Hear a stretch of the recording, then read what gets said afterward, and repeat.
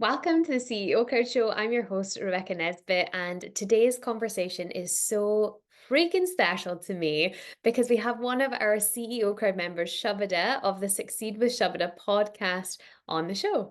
Shubhada is a light on our calls and an advocate for connecting the right people with the right coaches and information through our podcast and our social media.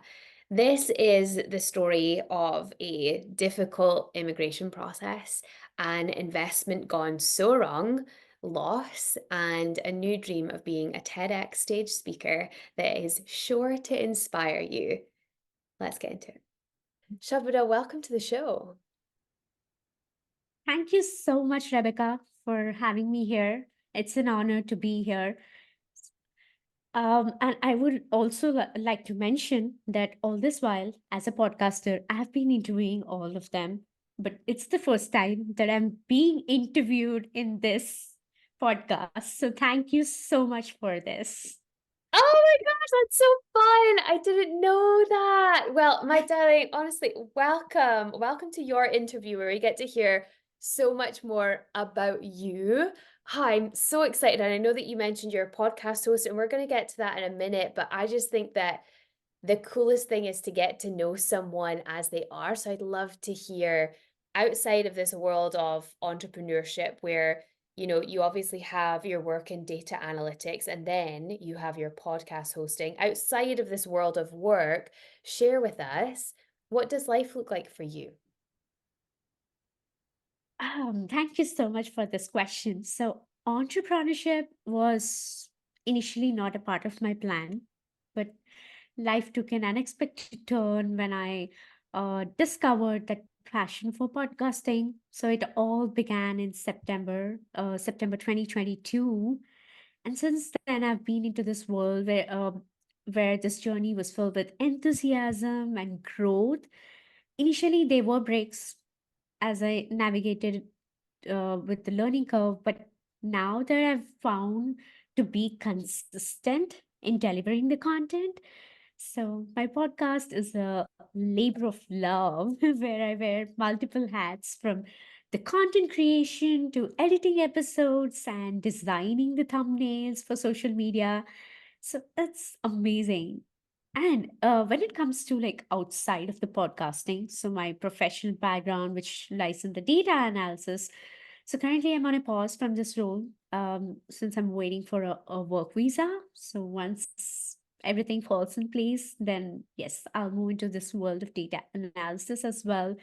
So overall, my life beyond entrepreneurship is a blend of creativity, analysis, and growth.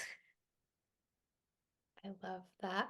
And thank you for mentioning that you're going through the visa process. I also went through the visa process to come to America. So I understand a little bit of what you're going through. And I feel like sometimes it can feel like you're just waiting a lot. Yes. Yeah, like there's so much waiting. People don't talk about it, but it's true. There's just so much waiting, and you don't know when, that green card is going to come through the door, and there are so many hoops to jump through. And, rightly so, I completely understand.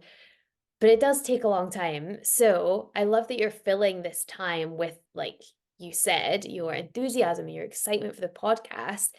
And I'd love to also learn more about what do you do for fun? Ooh. So I love baking. I love baking. So recently, so I just want to share this that recently we had an event at our new home. So we bought a new home, and for our new home, when we hosted people, I just tried to bake something. So it was for the first time to bake a vegan cake. So it's a dates eggless cake. So when I prepared that, everyone loved it in the event, and our neighbors asked to bake for their event of 120 pieces. And it was for the first time that they were like, hey, you know what? You have to bake this for us, and we are going to pay you. So that's when I baked that. And for another event, I baked a pears cake. So from there, the journey of baking also began for fun, which was always a part, was not a part of my journey. So here I want to share a small story with related to the fun as well. So whenever I had an interview earlier, I used to mention like outside of my work, I love baking and volunteering. So I was already there in the volunteering section for the PMI, the Project Management Institute, and I love doing the content creation and social media stuff for them. So I do this for fun as well. And whenever I mention I love baking, and I used to write that. So somewhere I feel I get connected to the journaling or the writing. I believe in that takes some day us to doing that. So I used to do it earlier, but I had a break, but then now it brought me back. So yeah, overall, yes, for fun, I do baking and I volunteer wherever I have to put in my shoes. I love that. And would you say that you journal more often now too? Yes. So when it comes to journaling, not just like writing the to-do tasks. So I even journal like the thoughts of the day. So because mostly I don't know if everyone goes through this or not, but I go through this that I get the thoughts in the night before I sleep, or even if I'm in the bathroom. So I get those thoughts and I come back and write them down like, hey, okay, this is what is to be done so that I don't forget. Yes, you are not alone, my friend. I don't know how many times I've shouted this out on this podcast, and I am not an affiliate, but I use an app called Todoist, and it Ah, is everything to me. Literally, my business, if Todoist went down tomorrow, our business would be very, very sad about it. It would be very challenging to run because genuinely everything we do is in it. And we're now backing that up with a bit of a playbook because we were getting to the point where literally everything is in this one app, and that is not good for your risk management, that's for sure. You'll know that from working with project management. So yeah, I 100% am with you. Like, need the to-do list. It's so important. And I love a good journaling session too, to just write out my thoughts and what's been going on and, ways to connect deeper with myself. And I know that that is something kind of in the sphere of personal development, which I know that you also love. So I'd love to hear, as the little bonus question, what personal development practices do you love? ooh, yes. So with respect to the journaling as well, so I want to add to the journaling part as well that I'm an old school person.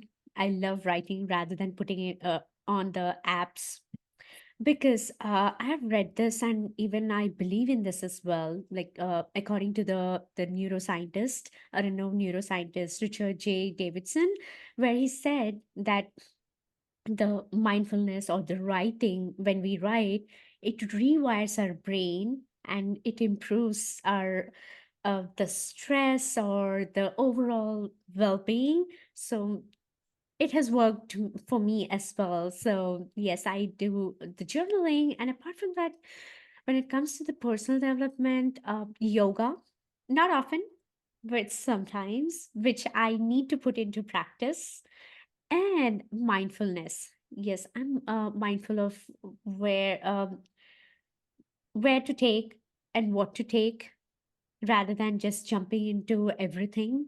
So, Mm, yes, mindfulness, self care, all of this are put into practice. that's awesome. Do you have a favorite self-care practice? I just started with it a night routine, which I never did, but just started with it. Yes, brushing has of course been from years, but apart from that, taking care of the skin, since I felt like I'm aging, that's when I just started. Okay, so I need to get this done because back I believe 10 years back, I did not use any makeup. I've been using makeup from the past 2 to 3 years. So I felt like I need to do this night routine so that I can keep cleansing my skin and all of that. So yeah. I love that you mentioned that. So, I'm very much like a makeup free girly. I need gel on my eyebrows or I look like I don't have any. And I do love like a little bit of mascara because again, I look like I don't have any eyelashes. Like I'm so blonde. Um, but something that I have really leaned into lately has been like I love dry brushing. Oh my gosh, so good. And literally use coconut oil for everything. And my skin has just never been better. So I love that there's this kind of shift into just like taking care of the physical body. I think that's really powerful and just having that time to spend with yourself, whether you have a 12-step skincare regimen or you Right. just go with the coconut oil, whatever it might be, or you're just, standing there saying your affirmations about how beautiful you are in the mirror. It's all good. So I love that there's a focus on that. Thank you for sharing that. Oh, no worries. So I want to add to this one specific thing with respect to the personal development, that is bouncing back from the setbacks, that is learning from the mistakes. So there are so many things that I tried, tested out, and made mistakes. And today I can see that growth, and I know I'll even grow bigger than this. So this is also one thing that I would like to mention on the personal development level. I love that. I love that because I think that that's an insight into you as a person. This is the particular part of your journey that you're at, is it's having this awareness of the setbacks and then thinking, okay, well, how do I supercharge going forward, not set myself back? And that just Right. speaks to, where your consciousness is right now. And that's really exciting. That's a really exciting time. So thank you for sharing that with us. And I think that we can all take a moment to think about a past situation that felt like a setback and we can reframe it, we can understand it better, we can have greater awareness moving forward. So maybe that was an invitation for someone that maybe needs to hear it. So thank you for that. And I feel like that leads us very well into speaking more about the podcast, speaking about, or the question is, when did you decide that you wanted to start the Success with Shubhada podcast? Shout out. Because from what I understand, it came out of this passion of personal development, but I'd love to hear what that journey was like for you. Thank you so much for this question, Rebecca. So this has there's so much depth into this, but I'll make it short, not making it too long. But yes, there's a very big story behind this. When I landed here in USA, life was not easy. There were so many twists and turns. So I did not come as a independent girl. Yes, I came as a dependent with my husband. So as soon as I landed, the journey was with all those twists and turns where my husband lost the job as soon as I landed within the 15 days. And once that was done, yes, he got back the job, and then COVID hit. And once COVID hit, then again he lost the job, and then again he got it. So that time was the worst because we were in our so as an immigrant we always have this the 60-day limit that before that we need to get the job. So he got it on the 58th day of 60 days, and we did not know where we're going to be. Are we going to stay? Are we going back? What is it? We don't know. So this has happened at that point of time. And that's when I decided, like, hey, I should do something. I know this visa process takes a very long time for me to work.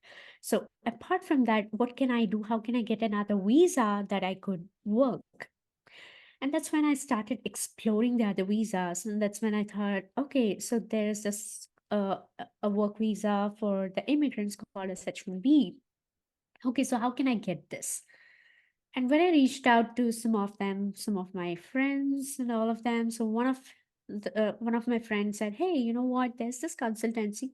They'll do a H1 for you. So if it gets picked up, then you can start your job search, and then you can find a job and you can start working."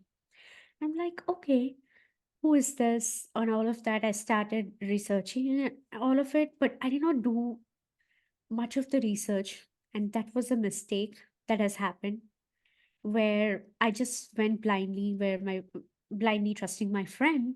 And when I started this that journey, initially they asked to pay some dollars to start the process, which was illegal, which I did not know, which I came to know this later.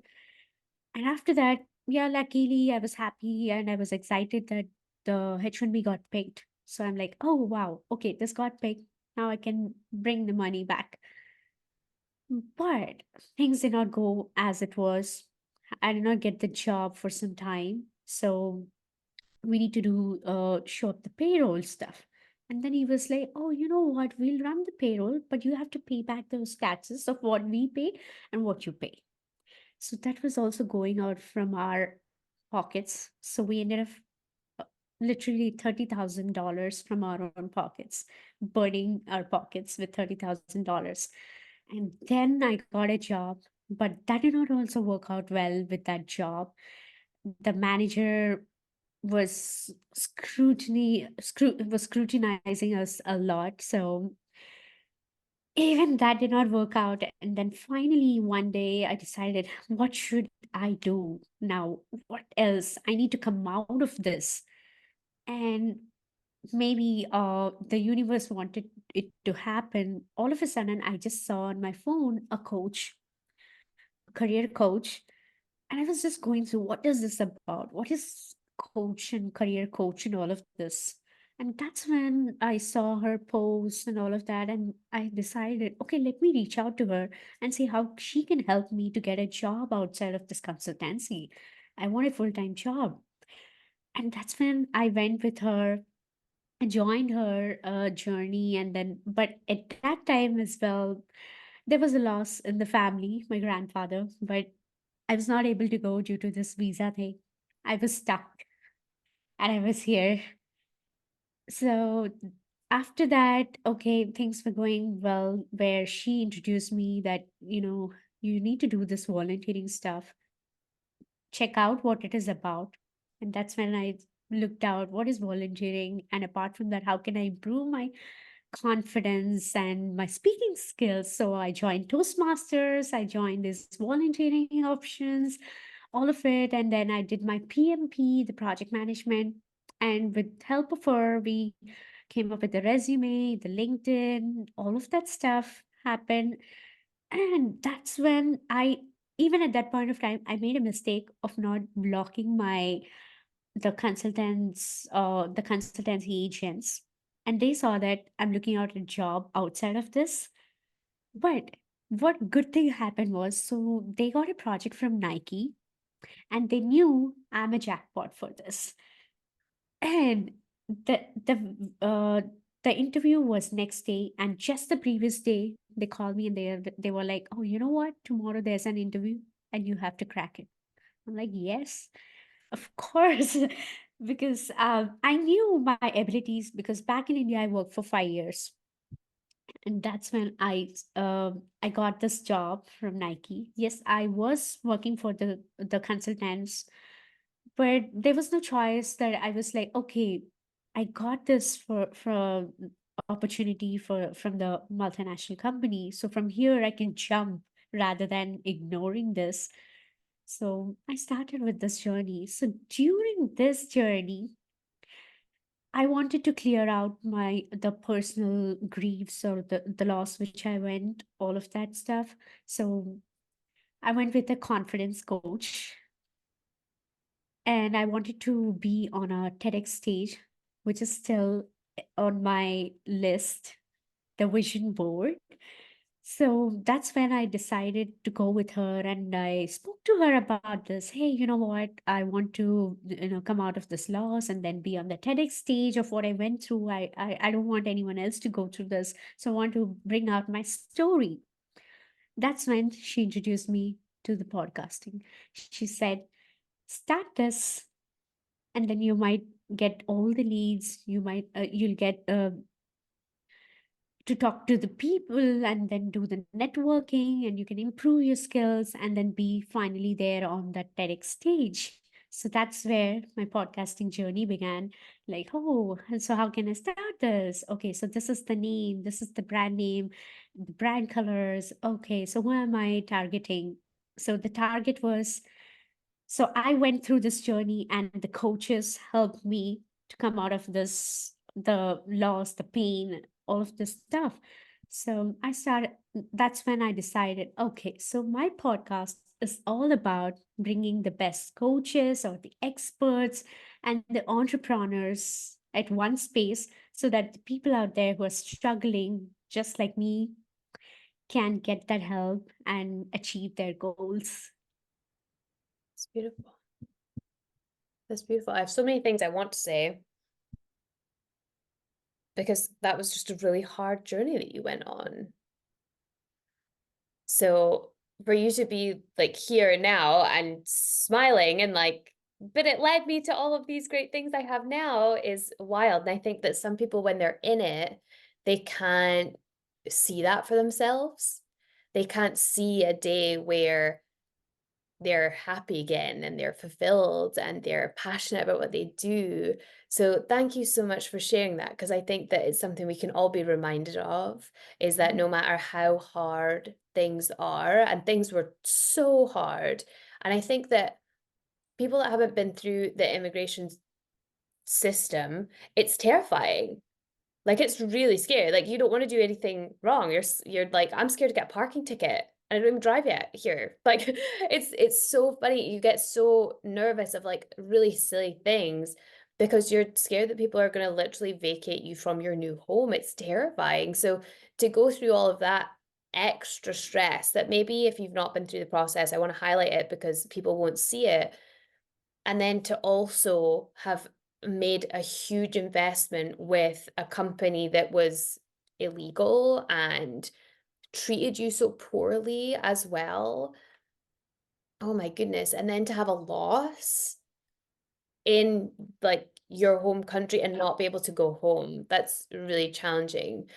We had a family member, a really close family member, going to hospital while I was going through the immigration process, and it's just awful because you can't go, and there's nothing that you can do. And if you do go, you essentially risk your immigration status. And it's just, can you imagine? Like if it's someone that's listening that, they've never been through that, can you imagine if some of your closest people, you're just not allowed to go when they need you the most? It's just so heartbreaking. For then coaching to support you to turn all of that around, and then for you to say, there's something in this, people need to know about all of these excellent coaches, is supremely powerful. So thank you so much for sharing that journey with us, Shubhada, because that was deep, girl. Yeah. And I believe in going through all this, the rejections or the past mistakes, because that's where led me here. That I know you and people know me as Succeed with Shubhita podcast. Otherwise, life would have been just a small kind of routine, just going with it. But since all these things happened, this brought me a very new perspective that I need to do bigger than this. And there's such a capacity for impact there too. So I'd love to talk a little bit more about the podcast, because every podcast host, I believe, has a quality that they are just so proud of that they bring to their work. And I would love to know, what is a quality that you're most proud of that you bring to the Success with Shabda podcast? Ooh, thank you for this question, Rebecca. Well, earlier I discovered only one quality, but recently I discovered another quality which you mentioned in my podcast. That is bringing the best content and the best introductions and the conclusion part. So I believe in like bringing the best content, and the main quality or the main thing I discovered was active listening, which is really really important. So not just me, the coaches who have coached me earlier said this thing, And that's when I realized, oh, okay, yes. So, yes, I have this active listening skills. I love that. Thank you so much. I actually had on our Instagram page a few weeks ago, someone said, "What does active listening mean?" So, for anyone that's not sure, active listening essentially means that you are, ironically, actively listening to what someone says. So, you're not giving a generic response. You're really listening to the words that they say, you're reiterating those words back to them, and you do it from a perspective of being the listener, not for just having something to say. You do it from the perspective of really hearing that person, really seeing that person, so that you can respond in a very mindful way. So that would be what I would say active listening is. Shabada, would you agree? Yes. Cool. Perfect. So now that we know that if you listen to the Successful Shabada podcast and you rate it 5 stars, then the quality that you're going to bring to people is you're going to have those active listening skills. You're going to ask the really good questions and you're going to get really deep insights. I'd love to hear then, what are you working on right now with the podcast? Well, yeah, so with respect to the podcast, specifically is the creativity and patience, which is really, really important. And we had this conversation earlier as well. If I had to bring this, that, oh, Rebecca, I'm draining today. It's so draining this week.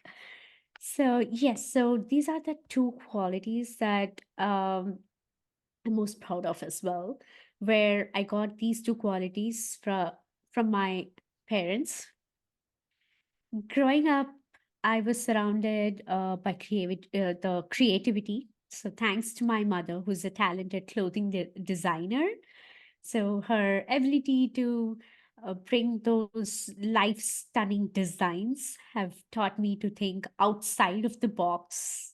And so whether it is like I'm crafting the podcast episodes or analyzing the data as a data analyst, so I approach those tasks with a creative mindset and seeking those new perspectives or the solutions.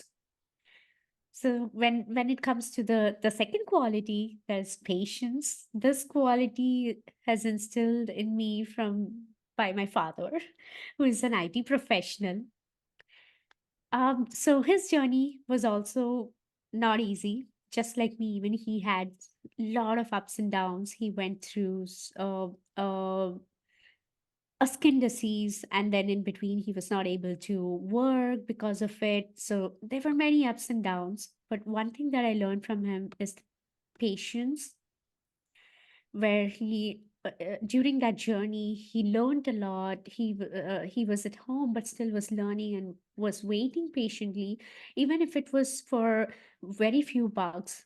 Initially he started his journey, and now he's in a very big position. So yes, so through his example I learned that the importance of taking a step back and analyzing and going through those challenges. Yeah. So I'm proud to embody these qualities, and I'm grateful that to my parents that they have provided me in both the personal and the professional life. It seems like they really helped you to lay a really strong foundation for what you're working on right now. And what you're doing is you're just pulling these skills into one specific area of your life. And that just happens to be your podcast, which is so exciting. So we've been talking about the podcast. How can people find it? How can they connect with you? Oh, so oh, I'm sorry. I'm really sorry. I even wanted to just add to the previous question, like what even I'm working right now on.